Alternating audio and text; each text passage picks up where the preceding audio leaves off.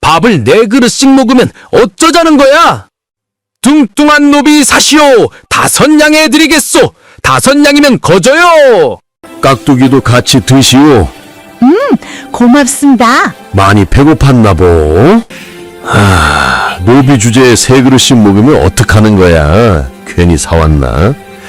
전기수야담을 찾아주셔서 감사합니다. 구독과 좋아요는 사랑입니다. 이야기 한 판 시작해보겠습니다. 한양종로 뒷골목에는 국밥집 한 채가 있었습니다.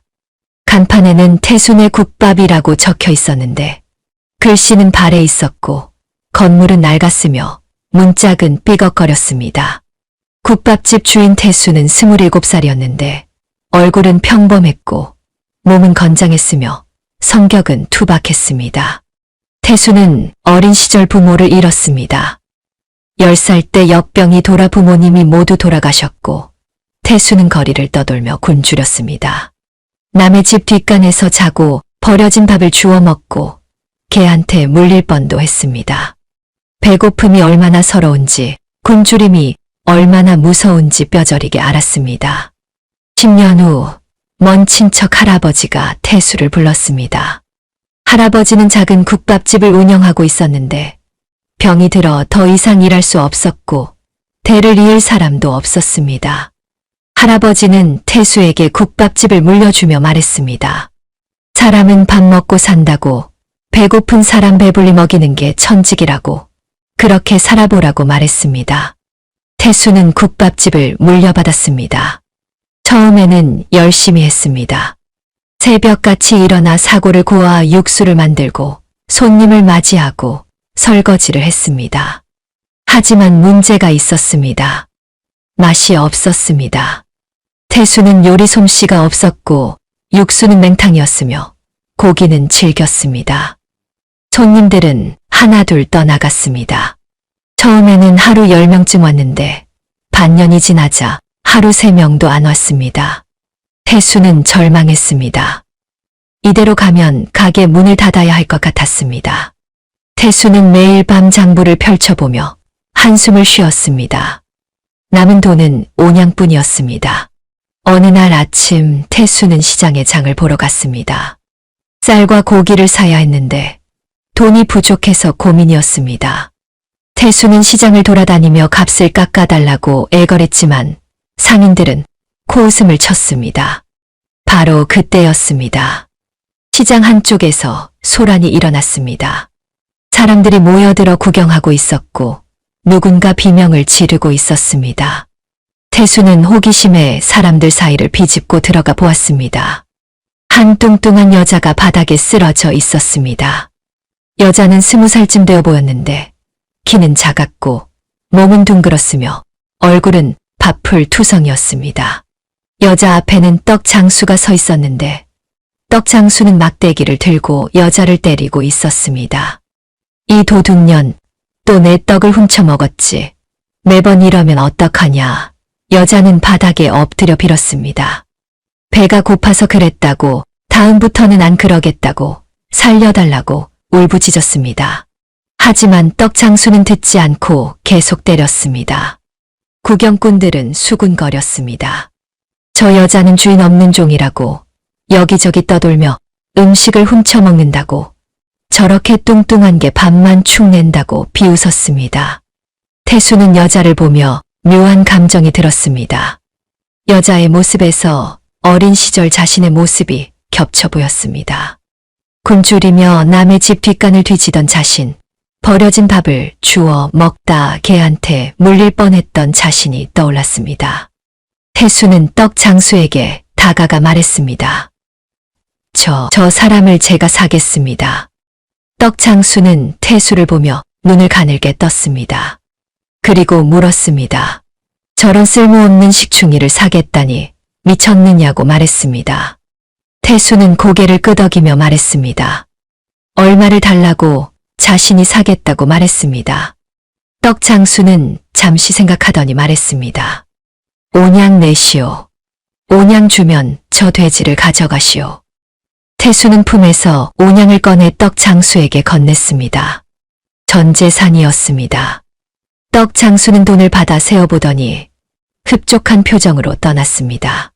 태수는 바닥에 쓰러진 여자에게 다가가 손을 내밀었습니다. 일어나시오. 이제 당신 주인은 나요. 여자는 태수를 올려다보았습니다. 눈에는 눈물이 고여 있었고 얼굴에는 때가 묻어 있었으며 입술은 떨리고 있었습니다. 여자는 떨리는 손으로 태수의 손을 잡았습니다. 태수는 여자를 일으켜 세웠습니다. 이름이 뭐요? 여자는 고개를 숙이며 대답했습니다. 옥녀입니다. 태수는 고개를 끄덕였습니다. 옥녀라니 뚱뚱한 몸에 어울리지 않는 이름이었지만 태수는 신경 쓰지 않았습니다. 태수는 옥녀에게 말했습니다. 집으로 가자고 일할 곳을 줄 테니 걱정 말라고 말했습니다. 옥녀는 태수를 따라 국밥집으로 향했습니다. 길을 걷는 동안 옥녀는 태수를 힐끔힐끔 쳐다보았습니다. 저 사람은 왜 자신을 샀을까? 무슨 일을 시킬까? 혹시 때리지는 않을까 하는 걱정이 들었습니다. 하지만 태수는 아무 말도 하지 않고 묵묵히 걸었습니다. 국밥집에 도착했습니다. 옥녀는 낡은 건물을 보며 놀랐습니다. 생각보다 초라한 곳이었기 때문입니다. 태수는 옥녀를 안으로 안내하며 말했습니다. 여기가 자신의 가게라고, 국밥을 파는 곳이라고, 옥녀는 여기서 일하면 된다고 말했습니다. 옥녀는 고개를 끄덕였습니다. 태수는 옥녀에게 방을 하나 내주었습니다. 작은 방이었지만 깨끗했고 이불도 있었으며 창문도 있었습니다. 옥녀는 평생 이렇게 좋은 방에서 자본 적이 없었습니다. 옥녀는 눈물을 흘리며 고맙다고 말했습니다. 태수는 옥녀에게 씻고 쉬라고 말했습니다. 그리고 저녁을 차려주겠다고 말했습니다. 옥녀는 고개를 숙이며 감사하다고 대답했습니다. 태수는 부엌으로 가서 밥을 지었습니다. 하지만 태수는 알지 못했습니다. 자신이 얼마나 큰 실수를 했는지 말입니다. 저녁 시간이 되었습니다. 태수는 밥상을 차려 옥녀에게 내밀었습니다. 밥 한 그릇과 김치, 그리고 된장국이 전부였습니다. 옥녀는 밥상을 받아들고 먹기 시작했습니다. 태수는 자기 밥을 먹으며 옥녀를 지켜보았습니다. 옥녀는 순식간에 밥그릇을 비웠습니다. 그리고 태수를 보며 말했습니다. 밥을 더 먹어도 되겠느냐고 조심스럽게 물었습니다.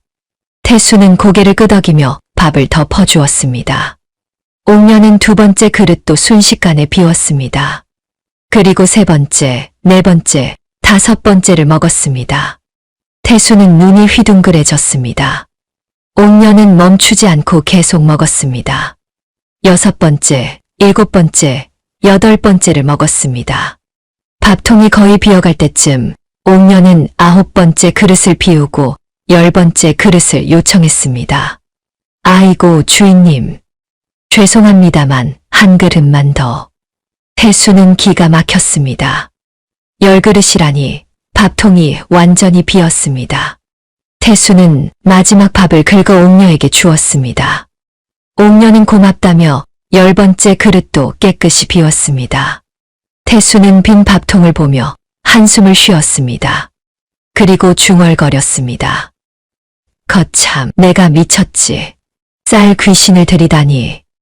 옥녀는 미안한 표정으로 고개를 숙였습니다. 태수는 고개를 저으며 설거지를 시작했습니다. 그날 밤 태수는 잠이 오지 않았습니다. 온양으로 산종이 하루에 밥 10그릇을 먹는다면 한 달이면 쌀값만 해도 엄청날 것 같았습니다. 태수는 후회가 밀려왔지만 이미 엎질러진 물이었습니다. 다음 날 아침 태수는 새벽같이 일어나 부엌으로 갔습니다. 어젯밤 쌀이 다 떨어져서 아침 장사를 할 수 없었기 때문입니다. 태수는 한숨을 쉬며 돈괴짝을 열어보았습니다. 텅 비어 있었습니다. 온양을 옥녀를 사는데 다 썼고 이제 남은 돈은 한 푼도 없었습니다. 태수는 옥녀에게 집을 지키고 있으라 말하고 시장으로 향했습니다. 쌀 장수를 찾아가 사정했는데 외상으로 쌀을 달라고 빌었습니다. 쌀 장수는 처음에는 거절했지만 태수가 무릎을 꿇고 빌자 마지못해 한가마니를 주었습니다. 대신 열흘 안에 갚으라고 말했습니다. 태수는 쌀을 짊어지고 집으로 돌아왔습니다. 옥녀는 태수를 보고 달려와 쌀을 받아들었고 부엌으로 가져가 밥을 짓기 시작했습니다. 태수는 옥녀를 보며 말했습니다. 오늘부터 같이 일하자고 부엌 일을 도와달라고 말했습니다. 옥녀는 고개를 끄덕이며 열심히 일하겠다고 대답했습니다. 태수는 부엌으로 들어가 육수를 끓이기 시작했습니다. 사고를 넣고 물을 붓고 불을 지폈는데 육수는 여전히 맹탕이었습니다. 옥녀는 부엌 한쪽에서 태수가 육수 끓이는 모습을 지켜보았습니다. 옥녀는 코를 킁킁거리며 냄새를 맡았는데 무언가 부족하다는 것을 느꼈습니다. 주인님, 제가 육수 맛을 한번 봐도 되겠습니까? 태수는 고개를 끄덕이며 국자로 육수를 떠서 옥녀에게 건넸습니다. 옥녀는 육수를 한 모금 마시고 눈을 감았습니다. 그리고 조심스럽게 말했습니다. 육수에 사골만 들어갔다고 생강과 대파, 마늘을 넣어야 한다고 말했습니다. 태수는 눈을 크게 떴습니다. 옥녀가 요리를 아는 것 같았기 때문입니다. 태수는 옥녀에게 재료를 건넸고 옥녀는 재료를 넣고 간을 맞추기 시작했습니다. 잠시 후 옥녀는 태수를 보며 말했습니다. 주인님, 이제 됐습니다. 한번 드셔 보십시오. 태수는 국자로 육수를 떠서 마셨습니다. 태수의 눈이 휘둥그레졌습니다. 육수가 진하고 고소하고 감칠맛이 돌았습니다. 처음으로 자기 가게의 육수가 맛있다고 느꼈습니다. 이게 어찌 된 일이오? 육수가 이렇게 맛있어졌소. 옥녀는 수줍게 웃으며 별것 아니라고 대답했습니다. 태수는 옥녀에게 물었습니다. 어떻게 그렇게 정확히 맛을 아느냐고, 어디서 배웠느냐고 말했습니다. 옥녀는 잠시 망설이다가 입을 열었습니다. 주인님, 저는 어릴 적부터 혀가 남달랐습니다. 음식을 먹으면 들어간 재료가 다 느껴집니다. 소금이 얼마나 들어갔는지, 간장이 얼마나 들어갔는지 다 알 수 있습니다. 태수는 놀라운 표정으로 옥녀를 보았습니다. 그런 능력이 있다니 신기했습니다. 태수는 물었습니다. 그럼 왜 떡 장수한테 있었느냐고. 그 능력으로 요리를 했으면 좋았을 텐데 말이라고 말했습니다. 옥녀는 고개를 숙이며 천천히 이야기를 시작했습니다. 옥녀는 원래 한양의 큰 댁에서 일했다고.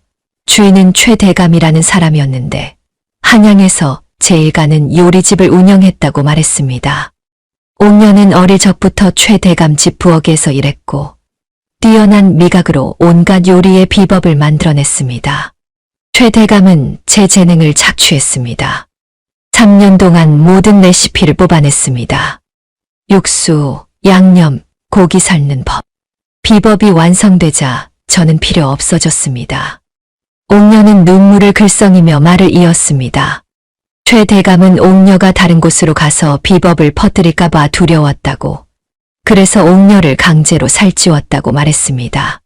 2년 동안 하루 5끼를 먹이라고 명령했고 안 먹으면 매질을 했으며 살이 찌자 최대감은 옥녀를 떡 장수한테 헐값에 팔아버렸습니다.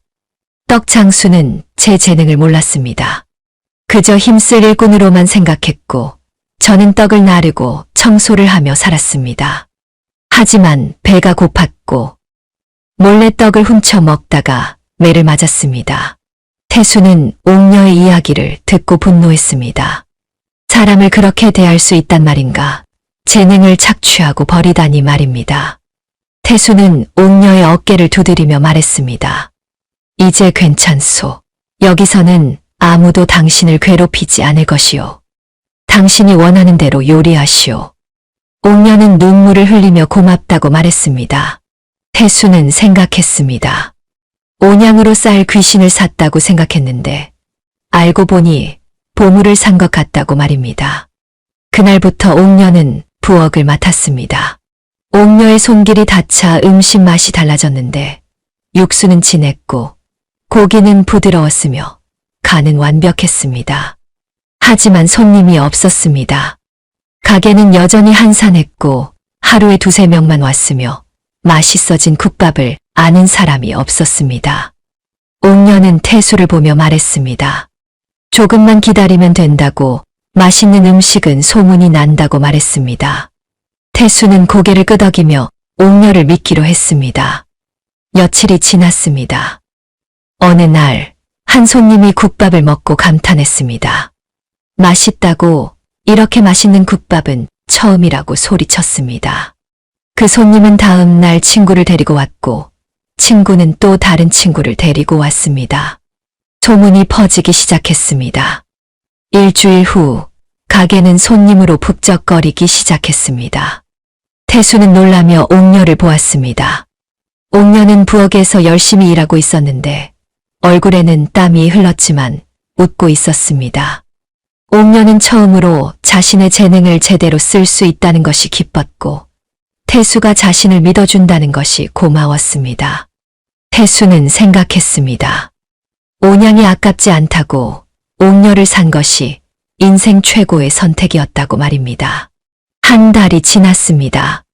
태순의 국밥집은 이제 한양에서 소문난 집이 되었습니다.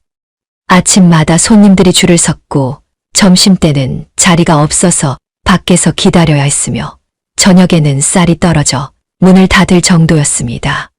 태수는 바빴지만 행복했고 옥녀는 부엌에서 쉴 틈 없이 일했지만 웃고 있었습니다. 옥녀는 달라지고 있었습니다. 한 달 전만 해도 뚱뚱했던 몸이 조금씩 변하고 있었는데 살이 빠지기 시작한 것입니다. 하루 종일 부엌에서 서서 일하고 무거운 솥을 나르고 육수를 젓고 고기를 삶았습니다.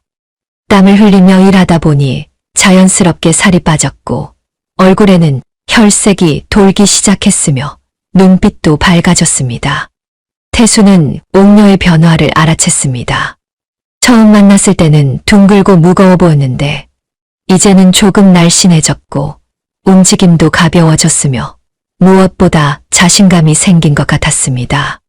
태수는 옥녀를 보며 뿌듯했습니다. 옥녀가 행복해 보였기 때문입니다. 어느 날 새벽 태수는 평소보다 일찍 일어나 부엌으로 갔습니다. 오늘은 손님이 많을 것 같아서 육수를 더 끓여야 했기 때문입니다. 부엌 문을 여는데 이미 불이 켜져 있었습니다. 옥녀가 먼저 와 있었습니다. 옥녀는 큰 솥 앞에 서서 육수를 젓고 있었는데 땀이 이마에 맺혀 있었고 얼굴은 빨갛게 달아올라 있었으며 눈은 진지하게 육수를 지켜보고 있었습니다. 태수는 문 밖에서 옥녀를 지켜보았습니다. 옥녀는 국자로 육수를 떠서 맛을 보고 소금을 조금 넣고 다시 맛을 보고 고개를 끄덕였습니다. 태수는 부엌으로 들어가며 말했습니다. 아이고 벌써 일어났소. 더 자도 되는데. 옥녀는 깜짝 놀라 뒤돌아보았습니다. 그리고 수줍게 웃으며 대답했습니다. 오늘 손님이 많을 것 같아서 미리 준비했다고 육수를 더 끓여야 한다고 말했습니다. 태수는 고개를 끄덕이며 옥녀 옆으로 다가갔습니다. 수고가 많소. 내가 도와주겠소. 두 사람은 나란히 서서 육수를 끓였습니다. 태수는 장작을 넣어 불을 지폈고 옥녀는 사고를 넣고 물을 부었으며 두 사람은 말없이 일했지만 편안했습니다. 새벽 공기는 차가웠고 부엌은 따뜻했으며 육수에서는 고소한 냄새가 났습니다. 잠시 후 옥녀는 큰 솥에서 끓는 육수를 작은 솥으로 옮기려 했습니다. 옥녀는 국자로 육수를 떠서 조심스럽게 옮겼는데 그때였습니다. 옥녀의 손이 뜨거운 솥 가장자리에 닿았습니다. 악! 옥녀는 비명을 지르며 손을 움츠렸습니다. 국자가 바닥에 떨어졌고 뜨거운 육수가 튀었으며 옥녀는 손을 붙잡고 고통스러워했습니다. 태수는 깜짝 놀라 옥녀에게 달려갔습니다. 손 좀 보자. 태수는 옥녀의 손을 붙잡았습니다. 손가락이 빨갛게 부어 있었고 물집이 생기기 시작했으며 옥녀는 눈물을 글썽였습니다. 태수는 기겁하며 옥녀를 물동이로 끌고 갔습니다. 찬물에 담가야 해. 빨리. 태수는 옥녀의 손을 찬물에 담갔습니다. 옥녀는 찬물에 손을 담그고 안도의 한숨을 쉬었습니다. 하지만 여전히 아팠고 손가락은 붉게 부어 있었으며 눈물이 흘렀습니다. 태수는 옥녀의 손을 물에 담근 채 호호 불어주었습니다. 손이 재산인데 조심해야지. 너 다치면 가게 문 닫아야 해. 태수의 목소리는 걱정으로 가득했습니다. 태수는 진심으로 옥녀가 다칠까봐 두려웠는데 옥녀가 없으면 가게를 운영할 수 없다는 것도 있었지만 그보다는 옥녀가 아플까봐 걱정되었기 때문입니다. 옥녀는 태수의 얼굴을 보며 가슴이 두근거렸습니다. 태수는 옥녀의 손을 잡고 계속 찬물에 담그고 있었는데 태수의 손은 크고 따뜻했으며 옥녀의 손을 감싸고 있었습니다. 옥녀는 평생 이렇게 따뜻한 손길을 느껴본 적이 없었습니다. 최 대감은 옥녀를 때렸고 떡장수는 옥녀를 무시했으며 아무도 옥녀를 걱정해주지 않았습니다. 하지만 태수는 달랐습니다. 옥녀는 태수를 보며 생각했습니다. 이 사람은 다르다고 진심으로 자신을 걱정해주는 것 같다고 말입니다. 옥녀의 얼굴이 빨개졌습니다. 화상 때문인지 아니면 다른 이유인지 옥녀는 알 수 없었습니다. 잠시 후 태수는 옥녀의 손을 물에서 꺼냈습니다. 물집은 그대로 있었지만 붓기는 조금 가라앉았습니다. 태수는 천을 가져와 옥녀의 손을 조심스럽게 감싸주었습니다. 오늘은 쉬시오. 내가 육수를 끓이겠소. 옥녀는 고개를 저었습니다. 손님이 많은데 어떻게 쉬느냐고 자신은 괜찮다고 말했습니다. 하지만 태수는 단호했습니다. 손이 다쳤는데 일을 시킬 수 없다고 오늘은 쉬라고 말했습니다. 옥녀는 태수의 단호한 표정을 보고 고개를 끄덕였습니다. 그날 태수는 혼자 육수를 끓이고 고기를 삶고 국밥을 팔았습니다. 옥녀는 부엌 한쪽에 앉아 태수를 도왔는데 재료를 다듬고 맛을 보고 조언을 해주었습니다. 손님들은 여전히 많이 왔고 국밥은 잘 팔렸으며 하루가 무사히 지나갔습니다. 저녁이 되자 태수는 문을 닫고 옥녀에게 다가갔습니다. 옥녀는 손을 보며 걱정스러운 표정을 짓고 있었습니다. 물집이 여전히 있었고 손가락은 뻣뻣했으며 내일 일을 할 수 있을지 걱정되었습니다. 태수는 옥녀 앞에 앉으며 말했습니다. 손 좀 보자고 약을 발라줘야겠다고 말했습니다. 태수는 약 항아리를 가져와 화상 연고를 꺼냈습니다. 그리고 옥녀의 손에 조심스럽게 발라주었습니다. 태수의 손길은 부드러웠고 태도는 진지했으며 옥녀는 또다시 가슴이 두근거렸습니다. 약을 다 바르고 나서 태수는 옥녀에게 말했습니다. 내일도 쉬라고 손이 나을 때까지 쉬어야 한다고 말했습니다. 옥녀는 고개를 저으며 내일은 괜찮을 거라고 일하고 싶다고 말했습니다. 태수는 한숨을 쉬며 알았다고 하지만 무리하지 말라고 당부했습니다. 그날 밤 옥녀는 방에 누워 천장을 보았습니다. 손은 여전히 아팠지만 마음은 따뜻했습니다. 태수가 자신의 손을 잡고 호호 불어주던 모습이 떠올랐고 걱정스러운 표정이 눈에 선했으며 따뜻한 손길이 느껴지는 것 같았습니다. 옥녀는 생각했습니다. 이 사람은 정말 다르다고 자신을 사람으로 대해준다고 말입니다. 옥녀는 가슴 한쪽이 간질거렸습니다. 이상한 감정이었지만 나쁘지 않았습니다. 한 달이 더 지났습니다. 옥녀의 손은 완전히 나았고 가게는 날로 번창했으며 태수는 쌀 장수한테 빚을 갚고도 돈이 남았습니다. 태수는 처음으로 여유가 생겼는데 곳간에는 쌀이 가득했고 장부에는 돈이 쌓였으며 마음은 편안했습니다. 옥녀는 더 많이 변해 있었습니다. 2달 전에 비에 살이 많이 빠졌는데 얼굴 윤곽이 드러나기 시작했고 몸도 가벼워졌으며 걸음걸이도 경쾌했습니다. 태수는 옥녀를 볼 때마다 놀랐습니다. 처음 만났을 때는 둥글고 무거워 보였는데 이제는 제법 보기 좋아졌기 때문입니다. 어느 날 점심때였습니다. 가게는 손님으로 가득 찼고 태수는 국밥을 나르느라 바빴으며 옥녀는 부엌에서 육수를 끓이고 있었습니다. 바로 그때 한 손님이 큰 소리로 떠들기 시작했습니다. 거참, 이게 무슨 냄새요? 돼지 냄새가 나는데. 손님은 40대쯤 되어 보이는 사내였는데 비단 옷을 입고 있었고 얼굴은 오만했으며 목소리는 거만했습니다. 사내는 코를 찡그리며 주변을 둘러보았습니다. 다른 손님들은 수군거리기 시작했고 태수는 사내에게 다가갔습니다. 손님 무슨 일이십니까? 사내는 태수를 보며 비웃었습니다. 이 집 주방장이 누구요? 어디서 돼지 냄새가 나는 것 같은데. 주방장이 돼지 아니요? 태수는 얼굴이 굳었습니다. 사내가 옥녀를 모욕하고 있다는 것을 알았기 때문입니다. 태수는 침착하게 대답했습니다. 저희 주방장은 훌륭한 분이라고 손님이 먹는 국밥도 주방장이 만든 거라고 말했습니다. 사내는 코웃음을 쳤습니다. 그리고 큰 소리로 말했습니다. 주방장을 나오게 하라고 얼굴 좀 보자고 소리쳤습니다. 다른 손님들은 불편한 표정을 지었지만 아무도 말리지 않았습니다. 태수는 고민했습니다. 옥녀를 부를까 아니면 사내를 내쫓을까 하고 말입니다. 바로 그때 옥녀가 부엌에서 나왔습니다. 옥녀는 손에 국자를 들고 있었는데 얼굴에는 땀이 맺혀 있었고 앞치마는 더러웠으며 눈빛은 조심스러웠습니다. 옥녀는 사내를 보며 고개를 숙였습니다. 사내는 옥녀를 보고 비웃었습니다. 허허, 역시 돼지였구만. 저런 것이 주방장이라니. 입맛 떨어지게 사내 자기 앞에 있던 국밥 그릇을 집어들었습니다. 그리고 옥녀에게 던졌습니다. 뜨거운 국물이 옥녀의 옷에 튀었고 고기 조각이 바닥에 떨어졌으며 옥녀는 비명을 지르며 뒤로 물러났습니다. 태수는 눈이 뒤집혔습니다.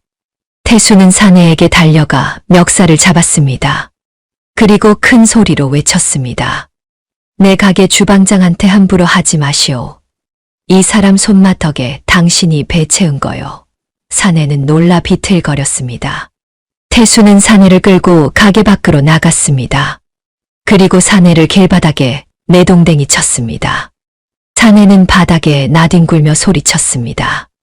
이게 무슨 짓이냐고 손님한테 이럴 수 있느냐고 말했습니다. 태수는 사내를 내려다보며 말했습니다. 당신 같은 건 손님이 아니요. 다시는 오지 마시오. 사내는 일어나 옷을 털며 욕을 퍼부었습니다. 하지만 태수는 꿈쩍하지 않았고 사내는 결국 투덜거리며 떠났습니다. 가게 안의 손님들은 박수를 쳤고 어떤 손님은 잘했다고 소리쳤으며 분위기가 달아올랐습니다. 태수는 가게 안으로 돌아와 옥녀에게 다가갔습니다. 옥녀는 옷에 묻은 국물을 닦아내고 있었는데 손은 떨리고 있었고 눈에는 눈물이 고여 있었으며 얼굴은 창백했습니다. 태수는 옥녀의 어깨를 두드리며 말했습니다. 괜찮소. 다친 데는 없소. 옥녀는 고개를 저으며 괜찮다고 대답했습니다. 하지만 목소리는 떨렸고 눈물이 흘렀습니다. 태수는 옥녀를 보며 안타까웠습니다. 옥녀가 이렇게 모욕당하는 것을 보니 가슴이 아팠기 때문입니다. 태수는 옥녀에게 말했습니다. 오늘은 일찍 끝내자고 옥녀는 쉬어야 한다고 말했습니다. 옥녀는 고개를 끄덕이며 부엌으로 돌아갔습니다.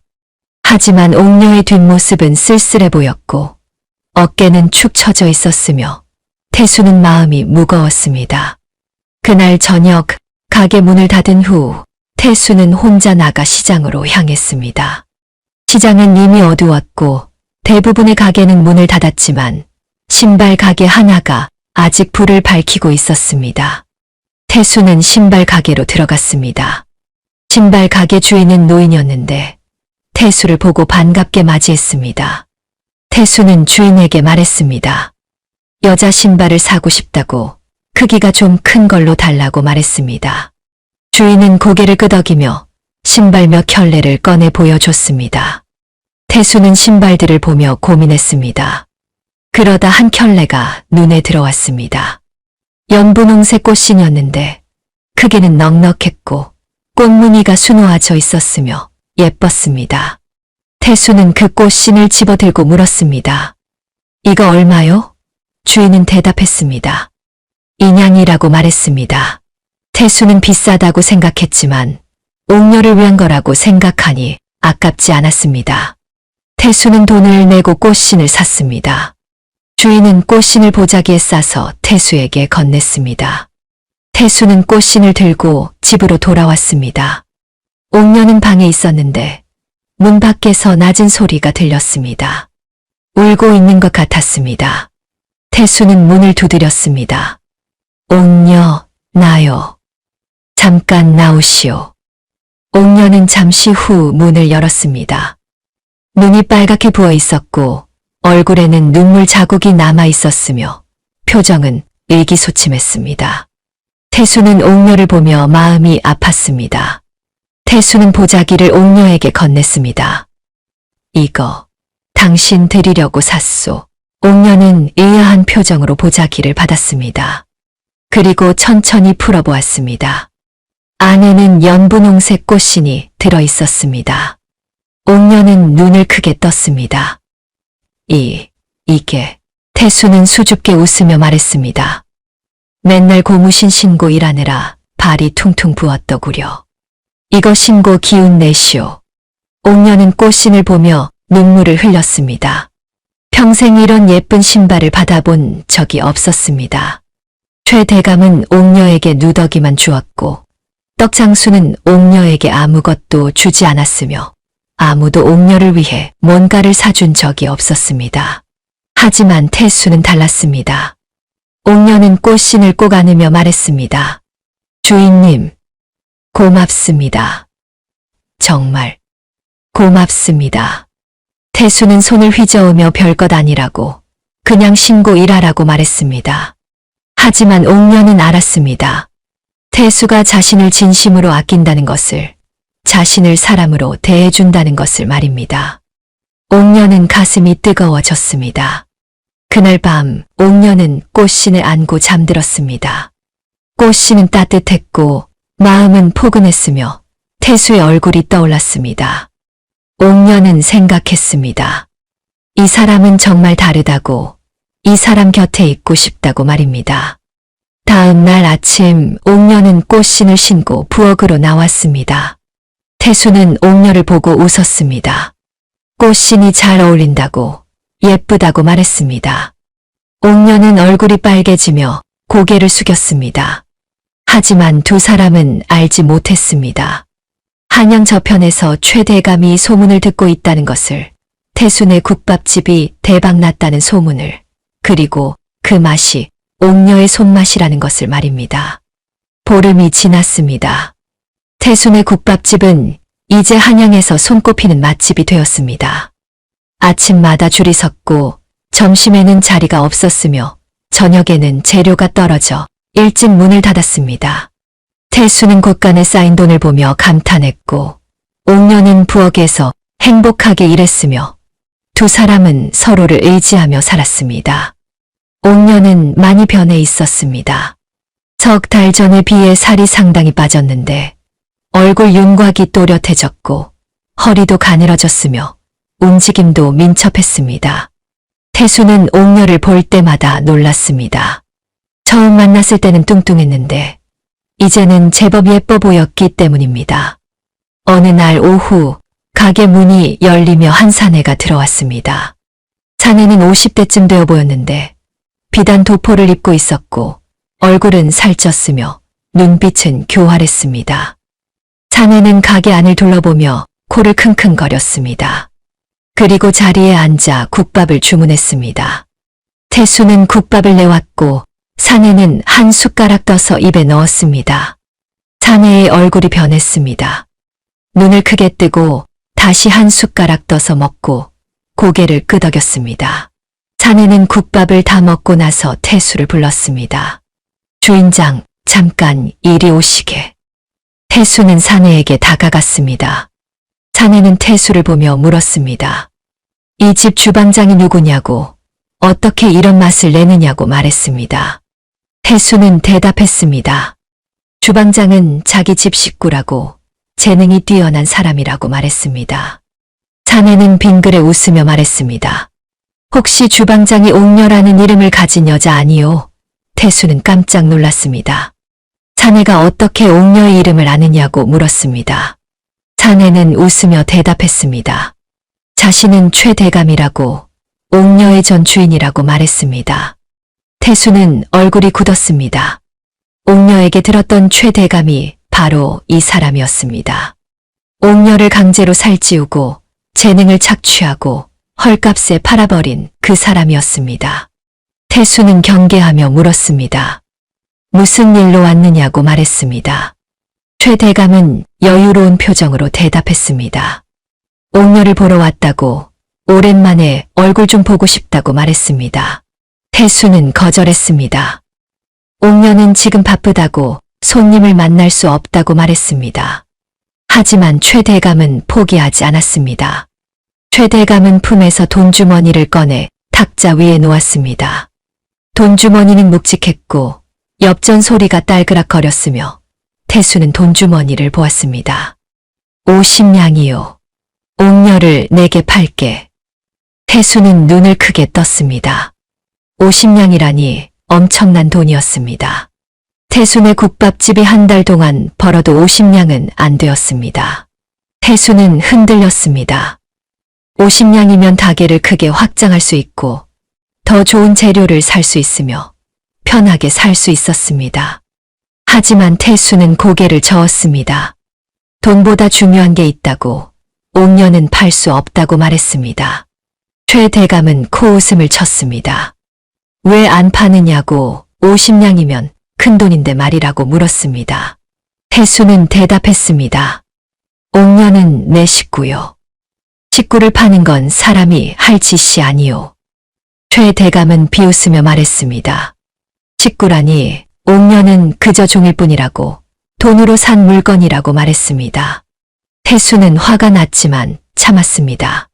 최대감에게 나가라고 다시는 오지 말라고 말했습니다. 최대감은 자리에서 일어나며 말했습니다. 알았다고 하지만 생각을 바꾸면 자기를 찾으라고 말했습니다. 그리고 덧붙였습니다. 옥녀에게도 직접 물어보겠다고 옥녀가 어떻게 생각하는지 듣고 싶다고 말했습니다. 최대감은 부엌으로 향했습니다. 태수는 막으려 했지만 최대감은 이미 부엌 문을 열었습니다. 옥녀는 육수를 젓고 있었는데 최대감을 보고 얼굴이 하얗게 질렸습니다. 옥녀는 뒤로 물러서며 떨었습니다. 최대감은 옥녀를 보며 감탄했습니다. 살이 많이 빠졌다고 이제 제법 봐줄만 하다고 말했습니다. 그리고 옥녀에게 다가가며 말했습니다. 옥녀야, 나한테 돌아오지 않겠느냐? 내가 너를 잘 대우해주마. 비단 옷도 입히고 편하게 해주고 돈도 주겠다. 옥녀는 고개를 저었습니다. 옥녀는 최대감이 얼마나 무서운 사람인지 알았습니다. 재능을 착취하고 강제로 살을 찌우고 버린 사람이었습니다. 옥녀는 떨리는 목소리로 대답했습니다. 싫습니다. 저는 여기가 좋습니다. 최대감은 눈을 가늘게 뜨며 물었습니다. 여기가 뭐가 좋으냐고, 이 좁은 부엌에서 하루 종일 일하는 게 좋으냐고 말했습니다. 옥녀는 고개를 끄덕였습니다. 여기는 자신을 인정해주는 곳이라고, 태수는 자신을 사람으로 대해준다고, 그게 좋다고 말했습니다. 최대감은 한숨을 쉬며 말했습니다. 알았다고, 하지만 생각을 바꾸면 찾아오라고, 자기는 언제든 환영한다고 말했습니다. 그리고 부엌을 나갔습니다. 태수는 최대감을 가게 밖으로 내보냈습니다.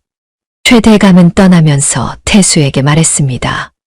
후회하지 말라고, 50냥은 큰돈이라고, 놓치면 다시 없을 거라고 말했습니다. 태수는 대답하지 않았습니다. 최대감이 떠난 후 태수는 부엌으로 갔습니다. 옥녀는 구석에 앉아 울고 있었습니다. 태수는 옥녀에게 다가가 어깨를 두드렸습니다. 옥녀는 태수를 보며 물었습니다. 주인님, 저를 팔지 않으시겠습니까? 태수는 고개를 저으며 말했습니다. 안 팔거요. 당신은 내 식구요. 돈으로 바꿀 수 없소. 옥녀는 눈물을 흘리며 고맙다고 말했습니다. 태수는 옥녀를 보며 깨달았습니다. 자신이 옥녀를 단순히 주방장으로만 생각하는 게 아니라는 것을, 옥녀가 없으면 안 된다는 것을, 옥녀를 아낀다는 것을 말입니다. 그날 저녁, 태수는 옥녀와 함께 저녁을 먹었습니다. 태수는 밥을 먹다가 옥녀를 보았습니다. 옥녀는 밥을 먹으며 눈치를 보고 있었는데 밥그릇이 비어 있었지만 더 달라고 하지 못하는 것 같았습니다. 태수는 자기 밥그릇을 옥녀에게 밀어주었습니다. 더 먹으시오. 배고프면 서럽지 않소. 옥녀는 태수를 보며 눈물을 글썽였습니다. 처음 만난 날 태수가 했던 말이었습니다. 배고프면 서럽다고, 먹고 죽은 귀신이 때깔도 좋다고 말했던 그 말이었습니다. 옥녀는 그때 태수가 다르다는 것을 느꼈고 지금도 여전히 그렇다는 것을 알았습니다. 옥녀는 밥그릇을 받아들고 먹었습니다. 태수는 옥녀를 보며 미소 지었습니다. 두 사람은 말없이 밥을 먹었지만 마음은 통하고 있었습니다. 사흘이 지났습니다. 태순의 국밥집은 여전히 번창했고 손님들은 끊이지 않았으며 옥녀와 태수는 서로를 의지하며 일했습니다. 하지만 두 사람은 불안했습니다. 최 대감이 포기하지 않을 것 같았기 때문입니다. 과연 그랬습니다. 사흘째 되는 날, 최 대감이 다시 나타났습니다. 이번에는 혼자가 아니었는데 하인 셋을 데리고 왔고 하인들은 큰 솥과 재료를 들고 있었으며 최 대감은 의기양양한 표정을 짓고 있었습니다. 최 대감은 가게 앞에 서서 큰 소리로 외쳤습니다. 거참, 태수, 나와 보게. 태수는 가게 밖으로 나갔습니다. 최 대감을 보고 미간을 찌푸렸는데 또 무슨 짓을 하려는 건지 알 수 없었습니다. 최 대감은 빙그레 웃으며 말했습니다. 자네, 내 제안을 거절했지. 좋네. 그럼 맛 대결을 하세. 내 국밥과 자네 국밥을 비교해서 내가 이기면 옥녀를 내게 넘기게. 태수는 황당했습니다. 맛 대결이라니 무슨 어린애 장난도 아니고 말입니다.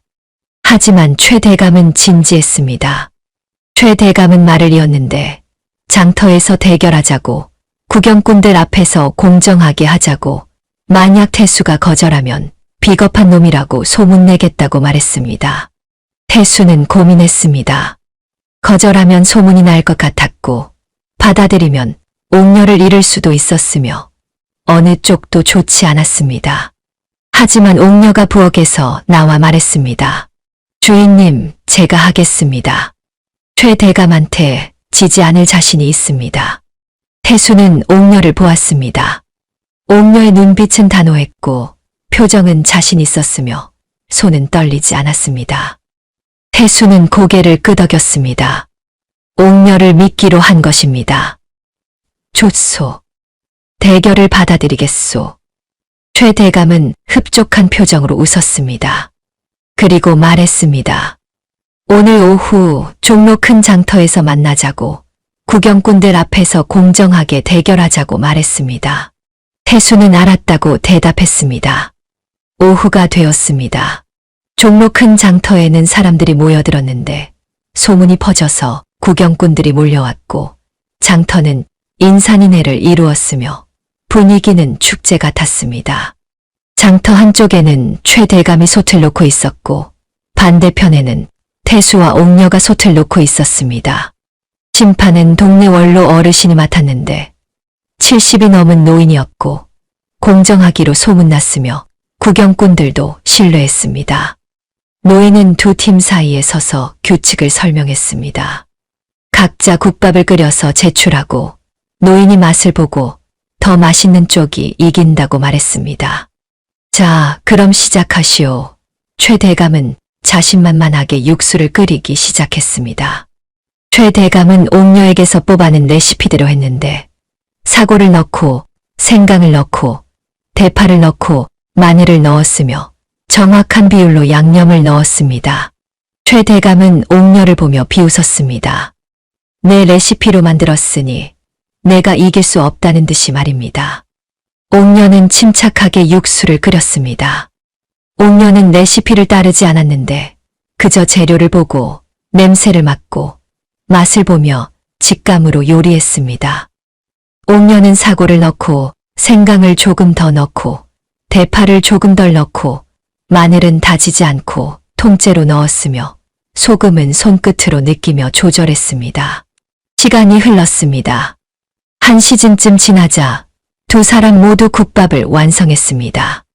최 대감은 자기 국밥을 그릇에 담아 심판에게 내밀었고 옥녀도 자기 국밥을 그릇에 담아 심판에게 내밀었습니다. 구경꾼들은 숨을 죽이며 지켜보았습니다. 심판 노인은 먼저 최 대감의 국밥을 떠서 입에 넣었습니다. 노인은 천천히 씹고 삼키고 고개를 끄덕였습니다. 맛있다는 표정이었습니다. 최 대감은 흡족한 표정으로 팔짱을 꼈습니다. 노인은 이번에는 옥녀의 국밥을 떠서 입에 넣었습니다. 노인의 표정이 변했습니다. 눈을 크게 뜨고 다시 한 숟가락 떠서 먹고 또 한 숟가락 떠서 먹었습니다. 노인은 감탄하며 말했습니다. 아이고, 이게 무슨 맛이여. 이렇게 깊고 진한 맛은 처음이오. 구경꾼들은 웅성거렸습니다. 노인은 두 그릇을 번갈아 보며 생각했습니다. 최 대감의 국밥도 맛있었지만 옥녀의 국밥은 차원이 달랐습니다. 육수는 더 깊었고 고기는 더 부드러웠으며 간은 완벽했습니다. 노인은 결정을 내렸습니다. 승자는 옥녀요. 구경꾼들은 환호했습니다.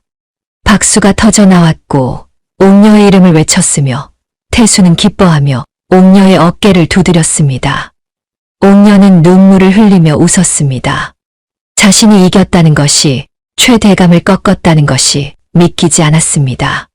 최 대감은 멍한 표정으로 서 있었습니다. 이해할 수 없었습니다. 옥녀의 레시피대로 만들었는데 왜 졌는지 알 수 없었습니다. 최 대감은 옥녀에게 다가가 물었습니다.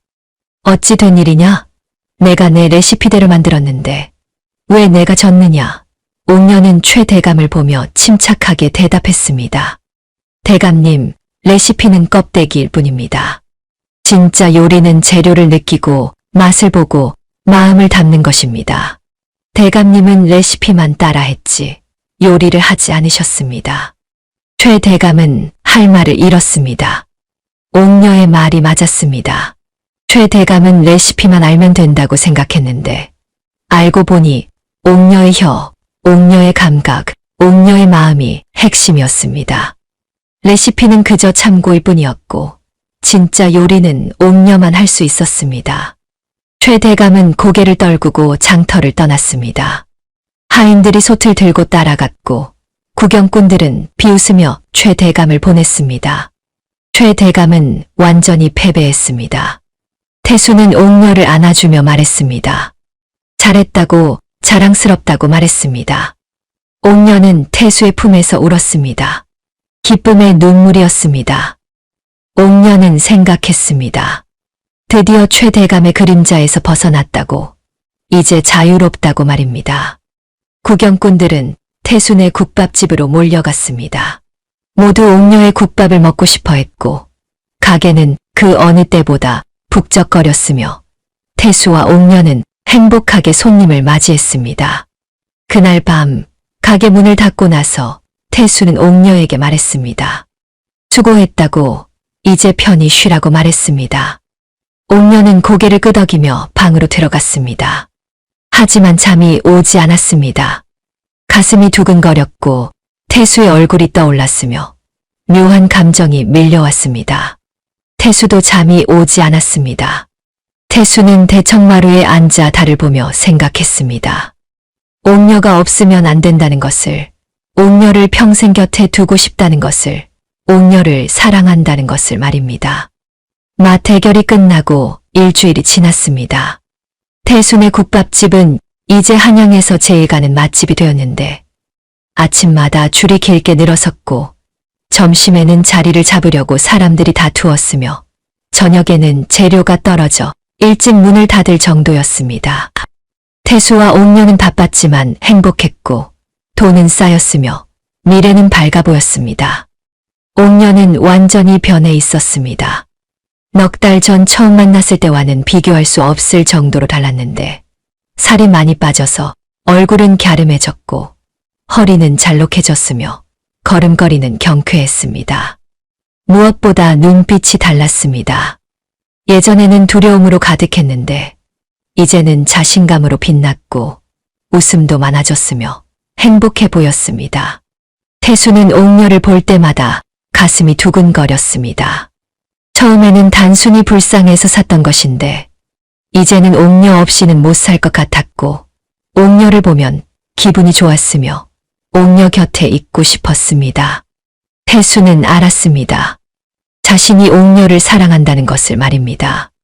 어느 날 저녁 태수는 결심했습니다. 더 이상 미룰 수 없다고 오늘 옥녀에게 마음을 전하겠다고 생각했습니다. 태수는 가게 문을 닫고 부엌으로 갔습니다. 옥녀는 설거지를 하고 있었는데 태수는 옥녀에게 말했습니다. 옥녀, 오늘은 내가 밥상을 차리겠소. 당신은 쉬시오. 옥녀는 의아한 표정으로 태수를 보았습니다. 주인님이 왜 밥상을 차린다는 건지 이해할 수 없었습니다. 하지만 태수는 단호했고 옥녀는 고개를 끄덕이며 대청마루로 나갔습니다. 태수는 부엌에서 정성스럽게 밥상을 차렸습니다. 하얀 쌀밥을 고봉으로 담았고 옥녀가 좋아하는 김치를 듬뿍 올렸으며 육수에 고기를 넣어 국을 끓였고 나물도 무치고 생선도 구웠습니다. 태수는 평생 이렇게 정성스럽게 밥상을 차린 적이 없었는데 오늘은 특별한 날이었기 때문입니다. 밥상을 다 차리고 나서 태수는 밥상을 들고 대청마루로 나갔습니다. 옥녀는 대청마루에 앉아 달을 보고 있었는데 보름달이 밝게 빛나고 있었고 밤 공기는 시원했으며 벌레 소리가 들렸습니다. 태수는 옥녀 앞에 밥상을 내려놓았습니다. 옥녀는 밥상을 보고 눈을 크게 떴습니다. 이렇게 푸짐한 밥상은 처음이었고 주인님이 직접 차려준 것도 처음이었으며 무슨 일인지 궁금했습니다. 태수는 옥녀 맞은편에 앉으며 말했습니다. 거참, 옥녀. 내가 할 말이 있소. 옥녀는 태수를 보았습니다. 태수의 얼굴은 진지했고 눈빛은 따뜻했으며 손은 떨리고 있었습니다. 태수는 천천히 입을 열었습니다. 옥녀, 당신은 맨날 남이 먹을 밥만 했지. 이제 평생 내가 차려주는 밥 같이 먹읍시다. 내 색시가 되어주시오. 옥녀는 숨이 멎는 줄 알았습니다. 청혼이었습니다. 주인님이 자신에게 청혼을 하고 있었습니다. 옥녀는 믿기지 않았고 눈물이 흘렸으며 가슴이 터질 것 같았습니다. 옥녀는 떨리는 목소리로 물었습니다. 주인님, 정말 저 같은 사람을 색시로 삼으시겠습니까? 태수는 고개를 끄덕이며 대답했습니다. 아이고, 당신 같은 사람을 왜 안 삼겠소?